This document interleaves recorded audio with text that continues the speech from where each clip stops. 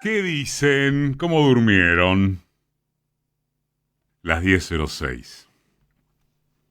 Nuestra opinión es que solo la obligación constitucional de abrir el periodo de sesiones ordinarias del Congreso justificó anoche lo que en esencia no fue un discurso, fue un hilo de tweets. Y de tweets conocidos hasta el hartazgo. Eso incluye dos cosas. Primero, la falsa novedad del pomposo Pacto de Mayo, que efectivamente no es otra cosa que la extorsión de girar plata a las provincias a cambio de resucitar el aprobado a la ley ómnibus. O me das lo que necesito, o gobierno por decreto. Y si no puedo, que es lo que me parece que sucederá porque no confío ni en ustedes ni en la política, veré cómo sigo. Y segundo, que en rigor es lo determinante, la ausencia absoluta de todo anuncio relativo a los ingresos devastados de la gran mayoría de la población, a la que apenas el falso doctor Milei se refirió en las dos oraciones en que le pidió paciencia sin una sola palabra relativa a cómo atravesar la guerra implementada. Hubo una brillante puesta en escena de la transmisión televisiva, técnicamente hablando, hecha con un profesionalismo notable, que mostró únicamente rostros del oficialismo e ignotas, mayormente, barras de aplaudidores desaforados, que existieron toda la vida, fueron mostrados toda la vida en este tipo de reuniones. Lo que sí nunca había ocurrido es que se mostrara solo eso. Y eso dio imagen de un consenso unánime, casi se diría que hasta de una fiesta, y, pongámoslo entre comillas, disimuló la horrorosa lectura de los tweets. Horrorosa. Prácticamente solo pudo salirse del papel en la frase con que cerró un brevísimo contacto con la prensa a la salida del recinto. Conan es cordobés. Y hubo otro momento en el transcurso de los tweets cuando levantó su mirada perversa en el tramo más repugnante. Si se hubieran hecho las cosas como un país mediocre, la cifra de muertes por COVID deberían haber sido 30.000 muertos de verdad. Por el resto, la solitaria novedad en el estricto sentido del término es el anuncio del cierre de Telam, sobre lo cual el bestial Manuel Adorni convocó a, comillas, saludarla porque se va, en un posteo de las 23:15. Ese es el símbolo de la vocación dialoguista de estos bárbaros, habiendo de por medio no una planilla, sino centenares de trabajadores. Hay que festejarlo, escribió el vocero. Y en todo caso, de los 10 puntos de la extorsión del Pacto de Mayo, hay 2 destaques que también oficializan lo ya sabido. El 6 habla de la entrega de recursos naturales y el 8 atiende a una reforma previsional que pueda reintroducir las AFJP. Y de acuerdo con las reacciones iniciales, es decir, las de anoche, los gobernadores particularmente, los del PRO y el cordobés, parecen haberse ya alineado, incluyendo a Ignacio Torres. Lo decimos porque está la orfandad que hay quienes che guevarizaron al gobernador de Chubut. Es así que, no al margen de lo retuiteado anoche por Milei en formato discurso, sino reforzado precisamente por eso, la pregunta acelerada es cuáles son las mejores condiciones, cuáles serían, para que comience a producirse al menos algún tipo de acuerdo para frenar el espanto de un gobierno inédito. Va a ser muy complicado, de esto ya hemos hablado, porque entre otros motivos nada menores, el peronismo carece de jefatura, por fuera de indicadores sueltos. Pero por algún lado hay que empezar.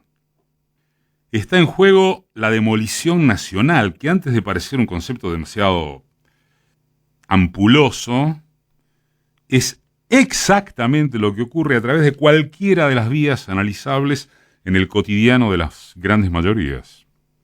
Es comprensible y notable, a la vez, que el concentrado mediático tradicional e incluso lo que de él rebota en las redes tome nota tan solo del saqueo al bolsillo popular y de la clase media.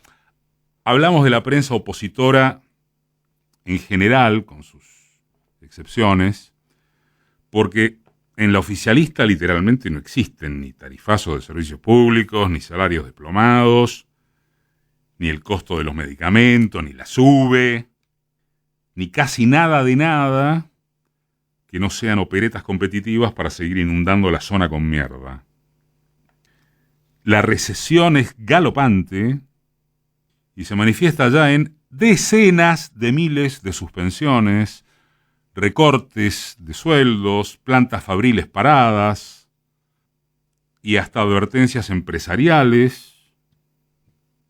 No hay forma de detener este proceso. Acindar, la multisiderúrgica más grande del mundo, anunció el parate de su actividad por 30 días en todas sus plantas.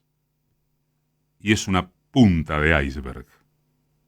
Ahora bien, aquello de cuáles son las mejores condiciones para que empiece a despuntar una resistencia menos dispersa, digamos, una menos atada solo a luchas y manifestaciones sectoriales e individuales, tiene el problema de discernir a qué nos referimos cuando aumentamos reacción y construcción. Lo ligado a la gobernabilidad, siendo que tan en duda está la capacidad psíquico-ejecutiva de Milei para sostenerse en el cargo, requiere de un enorme acuerdo de los bloques partidarios y compañía, en su conjunto, para impulsar el juicio político al presidente. Esto tiene un estado embrionario del que hasta anoche se hablaba y se habla. Hasta anoche porque, por supuesto, el tuiteo con formato de discurso copó la agenda mediática. Porque, por supuesto, no hay sector alguno incapaz de comprender que mediante la provocación permanente, el aislamiento en este liderazgo de secta y la imposibilidad de exhibir un solo resultado popular a favor en tiempos de paciencia cada vez más cortos, eso es de época, no solo de acá, nadie termina de ver, asimilar, apostar a las chances de que el gobierno dure. Lo dicen desde el Fondo Monetario y Wall Street hasta algunos de los miembros del a la política del mileísmo, que vienen a ser algunos de sus ministros, y los macristas que hasta anoche no sabían muy bien para dónde disparar y más luego parecen haberse alineado. En eso denominado por nuestra derecha como los países normales, donde en efecto, frente a graves circunstancias de gobernabilidad, termina habiendo acuerdos de sostén para el sistema, el riesgo de que siga Milei tendría un freno parlamentario. Pero acá, sin perjuicio del atisbo que significó rechazar la ley ómnibus, el gorilismo y sus egos son tan ignorantes y devastadores como para obturar alguna posibilidad de entente, de acuerdo. De hecho, a la salida de la pandemia, la derecha tenía servida en bandeja la opción de Larreta. Macri lo laceró, porque su perversidad de patrón de estancia exclusivo, vengativo, no tolera más alternativa que él al comando, y después hizo lo propio con Bullrich, sin perjuicio de que era una candidata impresentable, salvo para el núcleo durísimo del antiperonismo. Pero faltaba encima que tuvieron la oportunidad de un moderado amigable, como Massa, con la certeza del peronismo respaldándolo, para propender a un modelo de centro, sin mayores sobresaltos. Tampoco son ideológicamente tan brutos como para haberse jugado a la aventura de un desquiciado que favorece sus negocios a costo eventual de una mecha cortísima. Entonces, pensar o especular con una salida parlamentaria frente al peligro de caos, así a secas, sin conducción más que el rechazo de la clase política a alguien que no estaría en sus cabales, requeriría de generosidad desde los sectores de la derecha. ¿Disponen de esa voluntad? Objetivamente, Cristina abrió la mano en su carta. En rigor, volvió a abrirla. Tienen presente, acepta discutir de reformas laborales, del esquema sanitario, incluso de la seguridad. Pero, reiterado por vez enésima y elemental, resulta que lo despertado por su figura, es decir, solo a favor y en contra encendidos, impide todo debate. Más aún, Cristina subió la apuesta, agregando la invitación a un pacto de convivencia en serio, acordado en el Congreso, gobernadores mediante, que estipule formas de ingresos coparticipables y restitución de fondos provinciales mínimamente a resguardo de la masacre de Milei. Por todos lados se sabe que, excepción hecha de los frikis mediáticos y de las redes, más los ignotos que conforman la minoría del Congreso asquerosamente llamada libertaria, él, para seguir con convencionalismo, centro-derecha, normalito, adheriría a salvar las papas de las llamas de Milei. Pero por ahora, no quedar pegados al peronismo o a referentes kirchneristas en una votación les deviene más fuerte. Prefieren el estallido del país a que los incendien sus bufones de la prensa oficial. Debería haber, muy temprano o apenas un poquito más tarde, alguna sensibilidad social básica de parte de alguna dirigencia política y de los representantes parlamentarios para sosegar este diluvio, por usar una figura. La que tiene que empujar es la calle, ¿eh? La que tiene que empujar un acuerdo en lo que hoy no existe, que es una oposición, no solo la peronista de estructura sindical, capaz de llegar a un núcleo de coincidencias básicas.